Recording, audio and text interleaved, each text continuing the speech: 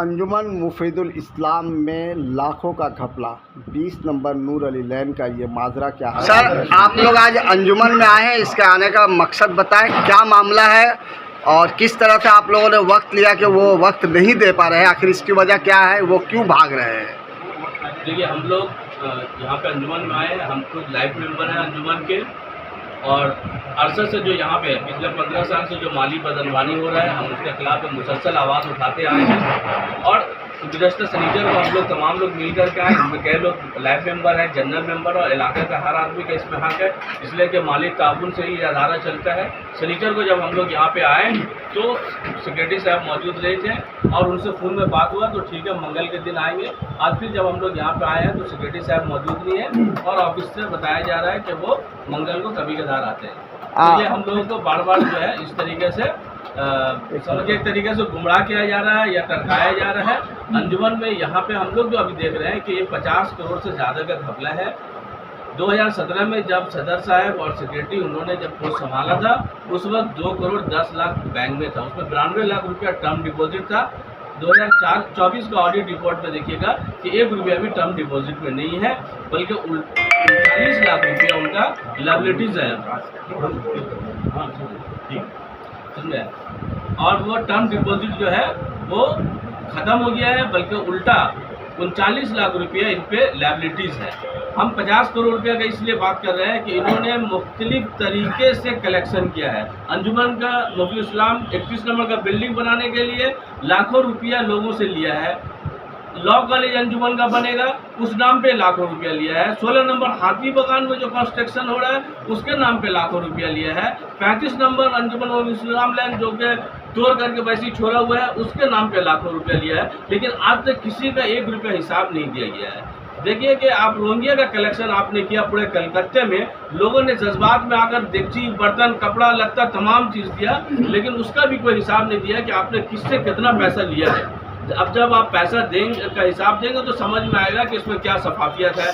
Lockdown में भी लोगों ने, इलाके के लोगों ने बेशुमार मदद किया। हमारे अशरफ पत्तार साहब ने पहले 5 लाख रुपया देकर कहा कि इलाके के लोगों को इजनास फराहम किया जाए। उसके बाद बहुत सारे लोगों ने लाखों लाख रुपया दिया, लेकिन उन्होंने किसी तरह का कोई हिसाब नहीं दिया। इस तरीके से हमेशा हम लोग इस बात का दावेदारी करते रहे। हम लोगों ने मांग किया कि आपको हिसाब किताब दीजिए, आप बताइए तमाम लोगों को, लेकिन उन्होंने आमराना तरीक़े से डिक्टेटरशिप से अंजुमन को चलाया, जो कि बिल्कुल गलत है। इसके अलावा देखिए कि 10 कट्ठा के करीब ज़मीन है जो नॉर्थ रेंज में, उसको 2 करोड़ रुपया में ही बेच दिया। आप सोच सकते हैं कि 10 कट्ठा ज़मीन की कीमत 6 से 10 करोड़ रुपये के बीच होगी, उसको सिर्फ 2 करोड़ रुपये में आपने फरोख्त कर दिया। आपने क्यों नहीं कहा कि जो ज़्यादा कीमत देगा हम उसको देंगे? कहते हैं ना कि घर को आग लगी घर के चिराग से। जी हाँ, जब अपने ही लोग यतीम खाना, बैतुल माल, किसी अंजुमन, फलाही अदारा के पैसे में खुर्द बुर्द करने लगे तो वो अदारा न जाने किसकी नज़र लग जाती है कि अदारे के जो भी मुंतजमीन है उन पर सवाल उठाया जाता है। आखिर इन मुंतजमीन से ऐसी क्या गलती होती है कि वो करोड़ों के कर्जदार हो जाते हैं?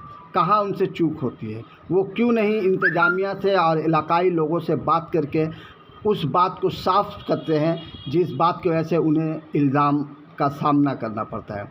आइए हम बात करते हैं अंजुमन मुफीदुल इस्लाम की। ये वो अदारा है जो आज 120 साल पुराना, कलकत्ता का सबसे पुराना अदारा आप कह सकते हैं, जो मगरबी बंगाल के एक रीढ़ की हड्डी समझी जाती है। इस अदारे ने ना जाने कितने लाखों मसाइब ज़्यादा लोगों की मदद की है। आज वही अदारा लोगों की नज़र के सामने है कि इस अदारे में जो घपला हुआ है उस घपले का आखिर ज़िम्मेदार कौन है? किसने 50 करोड़ से ज़ायद रकम गबन की है? वो हिसाब क्यों नहीं दे रहे हैं? जब लाइफ मेंबर हुसैन रिजवी ने सवाल किया कि वो आए और आवाम के सामने हिसाब किताब रखें, तो जो सदर और सेक्रेटरी हैं, ख़ास तौर से अमीरुद्दीन बॉबी, जो वार्ड 54 के काउंसिलर भी हैं और MMIC मार्केट KMC के हैं, उन्होंने इस अदारे को अपने हाथ में ले रखा है। न सिर्फ इस अदारे को बल्कि कई अदारे के वो सेक्रेटरी और सदर भी हैं। इस अदारे के वो सदर हैं, लेकिन सामने आकर वो हिसाब नहीं दे रहे हैं। फ़िलहाल वो हिसाब देने के मूड में नहीं नज़र आ रहे, क्योंकि उनसे बार बार जब फ़ोन के ज़रिए कांटेक्ट करने की कोशिश की जा रही है तो वो फ़ोन ही नहीं रिसीव कर रहे हैं या फिर उनका फ़ोन स्विच ऑफ बता रहा, जबकि वो हर हफ्ते 2 बार मंगल और शनिचर को इस अंजुमन के ऑफिस में आते हैं।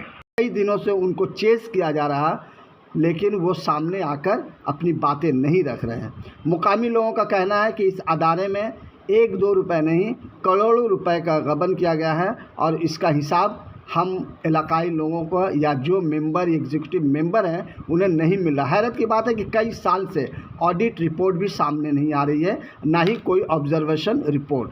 आइए हम सुनते हैं कि इस अदारे के फाल रुकन और लाइफ मेंबर हुसैन रिजवी ने अपनी बातों को हमारे सामने किस तरह से रखा। अंजुमन मुफीदुल इस्लाम के कई लाइफ मेंबर यहाँ पे इस मौके पर मौजूद थे और वो चाहते हैं कि जो भी अदारे का हिसाब है वो सामने रखा जाए। लिहाजा अमीरुद्दीन बॉबी और सेक्रेटरी उमर हयात से इन लोगों ने वफ़द के शक्ल में मुलाकात करने की कोशिश की और वो चाहते हैं कि वो उनके सामने हिसाब किताब साफ़ करें और जो खसारा हुआ है उसके बारे में वो वाज़ेह तौर पर बताएं कि आखिर इतने रकम अकाउंट में होने के बावजूद ये खसारा कैसे हुआ। सिक्योरिटी का इंफॉर्मेशन के अलावा हम लोग कोई बात कर रहे हैं नहीं। अंजुमन के मुताबिक सिक्योरिटी साहब को बोले थे, हम लोग उन तक खबर पहुंचा दिया और उनको बोल भी दिया कि सिक्योरिटी साहब आए थे, कुछ लोग आकर पूछ रहे थे, जैसे कि हुसैन रज़वी साहब पूछे ऑडिट के रिलेटेड, वो भी बता दिया गया कि ऐसा बात है। तो आप उसके बाद सर हम लोग सुपरिटेंडेंट साहब से क्या बात की, हम लोग से तो उतना बात नहीं। उनको तब एक इन्फॉर्मेशन दे दीजिए कि हम लोग का सामना करने से अगर वो पीछे हट रहे हैं तो फिर उसका फिर दूसरा रास्ता भी है। सर देखिए, आप लोग लाइव मेंबर्स में भी बहुत सारे लोग हैं, आप लोगों के पास तो उनका कॉन्टैक्ट नंबर होगा, विदाउट एनी परमिशन आप लोग उनको डायरेक्टली कॉल करिए। अभी इस अभी हम लोग को जरूरत पड़ा उनको 3-10 बार तो सैटरडे को खुल के तो आज को खुल के तो 10 लोग किए हैं, 10-10 बार किए हैं। भाई आदमी दामन कौन चुराता है, दामन कौन बचाता है, जिसका दिल में बवानी शैतानी रहेगा। हम अगर 5 साल में तो फेस करेंगे क्या भाई। एकदम से हम लोग बोला था कि आप लोग उनको बोल दीजिए हम लोग आएंगे ट्यूजडे को रहने के लिए। ये बात आपसे बोला था ना सैटरडे को, तो फिर उनको तो सैटरडे आप लोग खबर दिए, भी फोन में बात भी हुआ, तो उनको ट्यूजडे को रहना चाहिए। उनको तो खबर पहुंचाएंगे ना कि आज हम लोग नहीं आ पाएंगे, आप जो है ना भोज को आइएगा, रात को आइएगा। शनिचर को आके कर चुके हैं कि आप नहीं है, आप मंगल के दिन आइएगा, हम लोग मंगल के दिन आए। अब अगर हम नहीं आ सके तो हम लोग बताएंगे कि हाँ भाई हम आज नहीं आ सके, आप खुद दिन आइए। लेकिन ये जो मामला है आप लोग बैठ के आइए ना, अंदर आइए, क्या है नहीं है सामना जो कर रहे हैं, ये तो सामना ही नहीं कर रहे। और न्यूज़ है, अपडेटेशन है, जितना सारा फेसबुक पे अपडेट लगाया जा रहा है, ये पूरा बंगाल का जा रहा है। अभी बकरी आदम से बात हुई थी लास्ट, तो उन्होंने कहा था कि उसने आज नहीं, आप लोग पहले ही शक्ल में दे के रखिए तो उनको दे दीजिए। तो एट प्रेजेंट वेयर इज बकरी आदम, वेट कीजिए, उनकी चीज़ वो ज़ोहर का नमाज और लंच के बाद वो आते हैं 2:15 से 2:30 के अंदर से ये बात कर रहा है। तो 2 तो बज ही रहा है। फोन कीजिए फखरे आलम का, तो बनना हयात का। अरे फखरे आलम को बोल दीजिए, फखरे आलम का नंबर है। बात किया आ जाए अंदर रखिए।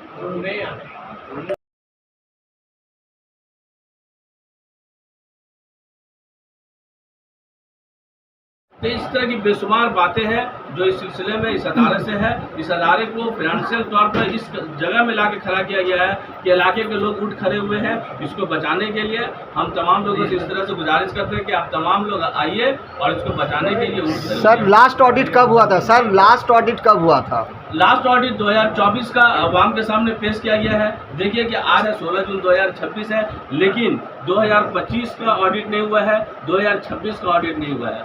और गुज़श्ता 10 साल से ऑडिटर का ऑब्जर्वेशन रिपोर्ट नहीं दिया जाता है किसी को। हम लोग ऑडिटर का ऑब्जर्वेशन रिपोर्ट भी चाह रहे हैं कि जो ऑडिटर ने ऑडिट किया है उसका ऑब्जर्वेशन रिपोर्ट आप तमाम लोगों को मुहैया कीजिए। और उन्होंने जिन लोगों ने इसको बनाया है उनको दरकिनार करते हुए सदर मोहतरम अमीरुद्दीन बॉबी ने इसकी जो नई इमारत बनी थी उनको अपने वालिद के नाम से मंसूब कर दिया कि हम 50 लाख रुपया देंगे, लेकिन उन्होंने 50 लाख रुपया भी नहीं दिया।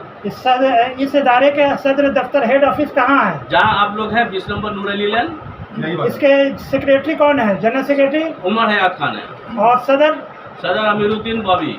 तो इलाके में उसके आप लोग यहाँ के रहने वाले हैं? रहने वाले भी है, हम इस इदारे का लाइफ मेंबर भी है। अच्छा, इस इदारे के अंजुमन मुफ्तीयुल इस्लाम के क्या आप लोग इंतजामिया में शामिल हैं या मेंबरान में शामिल हैं? इंतजामिया में सिर्फ उनके रिश्तेदार, उनके चहीते, उनके खास रिश्तेदार और उनके जो करीबी लोग हैं, ये उनका एक अभी जो अंजुमन चल रहा है ये उनका फैमिली ट्रस्ट है। उनका साला एग्जीक्यूटिव कमेटी में है, उनका चचा एग्जीक्यूटिव कमेटी में है। उनके साले के नाम? आतिफ अनीस। उनका भांजा एग्जीक्यूटिव कमेटी में है, उनका कजन ब्रदर जो है वो असिस्टेंट सेक्रेटरी है। ये उनका फैमिली ट्रस्ट है क्या? सारे लोग रिश्तेदार हैं, ये सारे लोग रिश्तेदार हैं। सर जो कुछ भी होता है सर, सिलेक्शन अगर होता है तो इलेक्शन के बाद सिलेक्शन होता है। इस तरह का वो मौका आने नहीं देते हैं। इससे पहले देखिए कि ये थे मौलाना इसहाक साहब सदर थे, ख्वाजा मोहम्मद यूसुफ सदर थे, अमीनिया होटल के मालिक अब्दुल कयूम साहब सदर थे। इस तरह के लोग सदर थे। लेकिन मौजूदा सूरत हाल में 15 सालों में अदालत को इस तरह नहीं। 17 में सिर्फ बैंक में जो बैलेंस था वो 2 करोड़ 10 लाख रुपया था। 92 लाख रुपया टर्म डिपॉजिट के तौर पर जमा था और जिसको इन्होंने बगैर किसी रिजोल्यूशन के बार बार खत्म कर दिया। आज कुछ भी नहीं है। आखिर अंजुमन में क्या तरक्की हुआ है जो इन्होंने इन तमाम पैसों को कहाँ इस्तेमाल किया? जून 2026 में अभी जो चल रहा रवा महीना, इसमें कितना फंड है आप लोग? ये तो सेक्रेटरी साहब बताएंगे। तो सेक्रेटरी साहब आए हैं? सेक्रेटरी साहब जो है वो नहीं आ रहे हैं और नहीं अपना फोन जो है। सदर साहब कौन है? सदर साहब अमीरुद्दीन बॉबी है जो इलाकाई काउंसलर MMIC है। अच्छा, क्या आप लोगों ने उनसे वक्त लिया था, टाइम लिया था मुलाकात का? शनिवार को हम लोगों ने बात किया था और आज के दिन का उन्होंने वक्त दिया था।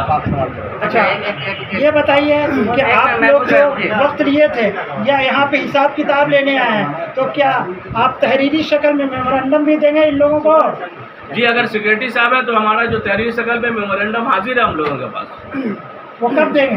सेक्रेटरी साहब आएंगे, हम लोग देंगे। सदर और सेक्रेटरी दोनों में से जो अच्छा, मौजूद इससे रहेंगे। पहले एक बार आप ये दूसरी बार आप लोग आए हैं अंजुमन का ऑफिस पे, इससे पहले भी आए हैं सोशल मीडिया पे और बहुत सारा न्यूज़ चला, बातें भी हुई। तो इस तरह से जब ये बात आगे पहुंची तो कोई रद्द अमल आया है? सेक्रेटरी सदर की जानिब से कोई रद्द अमल आया है इस पर? इस तरह का उन लोगों की तरफ से कोई रद्दमल नहीं आया। जैसे लगता है कि उनको सांप सुन गया है और बिल्कुल खामोश है। आप लोग का सर अगला कदम क्या होगा? हम लोग अगर कुछ वक्त देंगे और उसके बाद कानूनी कार्रवाई करेंगे। हम लोग जिस तरीके से अदारों में घपला हुआ है हम लोग उनके खिलाफ FIR करेंगे। इंसान को उसकी मान मर्यादा को बचाते हुए हम लोग अदारों को बचाने के लिए अपना कदम उठाएंगे। शुक्रिया।